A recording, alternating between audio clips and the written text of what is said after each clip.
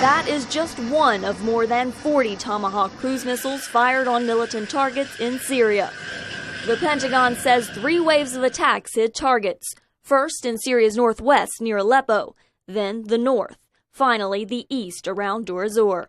I'll turn it over to General Mayville. Lieutenant General William Mayville, the Joint Chiefs of Staff Operations Director, says many of the first strikes targeted an al-Qaida affiliate called the Correspondent group. The intelligence reports indicated that the Correspondent group was in the final stages of plans to execute major attacks against Western targets and potentially the U.S. homeland. The second and third strikes targeted Islamic State militants with cooperation from 5 Arab nations.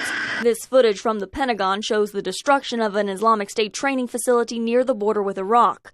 U.S. military officials say it appears all bombs successfully fell within the perimeters of the facility. U.S. President Barack Obama praised the coalition's teamwork.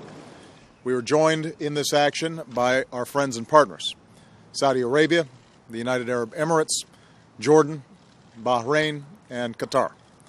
America is proud to stand shoulder to shoulder with these nations on behalf of our common security.